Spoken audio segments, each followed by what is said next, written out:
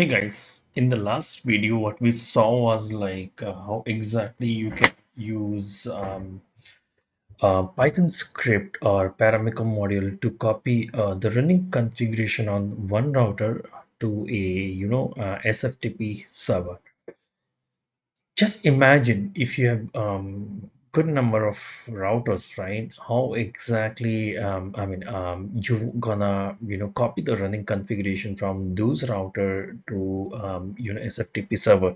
Are you going to define the IP address one by one manually and username and password? No, right?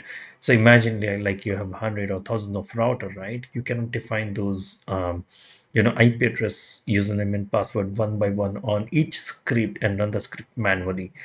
So in such cases, right, what we can do is we can use some sort of a text file or CSV file, I would say, like where you define the IP address of your router, username and password, and the Python script can read the CSV file and then basically copy the running configuration from each row that you have defined the IP address, username, and password, log in into each row, get the configuration, save the configuration, then log into the another router, copy the running configuration, save the configuration. So likewise, it will go row by row in a loop and then copy the configuration, whatever you have defined in a CSV file.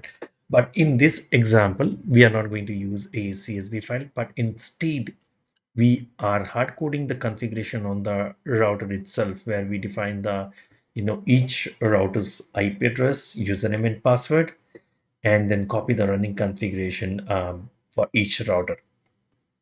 So most of the commands remain same what we discussed last time. So whatever you see, those all remain same. Now the place where it changes is here mostly, right?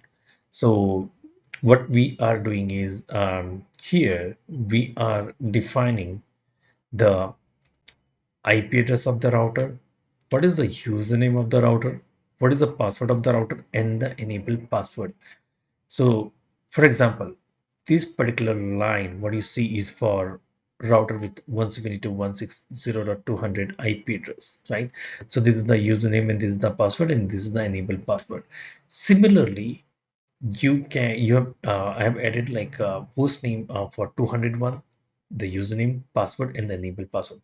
Likewise, if you have more number of hosts, you can add them into the list here. So this is basically a list where you're defining the IP address, username, password, and the enable password in this list, right? And what we are doing is we are again this part remains same, where we are copying the running configuration to a SFTP server. So this remains same. Now this is the place where we have defined the loop for router in routers. So this is the loop where we are starting config get Cisco config. This is the host name. So we are getting the configuration for this host name with this username, which is here, with the password, which is here, and with enable password, which is here, right? So we are getting all this information for the router. And if and then what we're doing is we are basically saving the running configuration with this variable. So the file name would be running underscore config underscore the router. This router is nothing but the IP address of your device.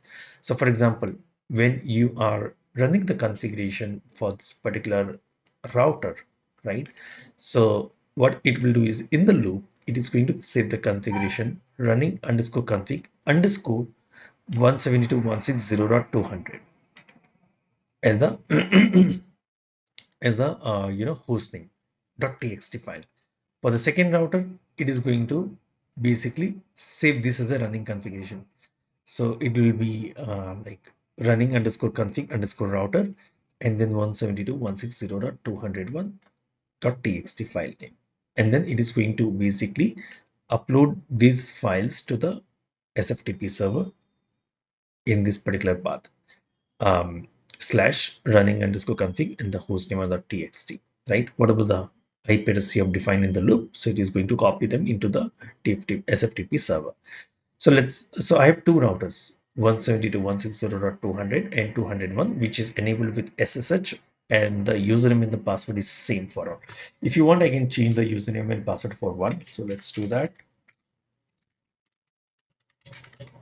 So this is going to be Cisco, Cisco. Let's say I want to change the enable password for this. Cisco at the rate 123. So instead of Cisco in the second router, I'm going to use Cisco at the rate 123. So the password for both are different, right? Enable password. Now let's try to run this command and see what do we get. I wanted to show you the TFTP folder. So right now there is no configuration here. So let's run this command.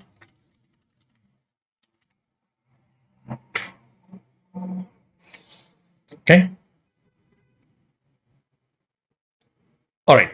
So what it did was it says like configuration uploaded to 172.160.101 for the router 200.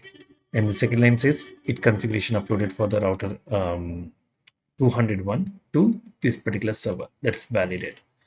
Right. So if you see there are two files. So let's see if the both the host names are different for each file.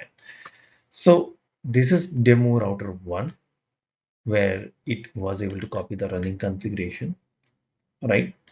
And I'll open 201. So it is demo router 2 where it was able to grab the configuration, right? So this is how exactly you can make use of the router. But the ideal way to use the defined you store this IP address credentials are on the database at least.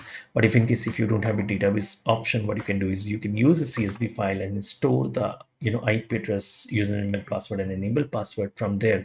So it is going to read CSV file line by line and then access the router and basically run get the running configuration and store it on the SFTP server.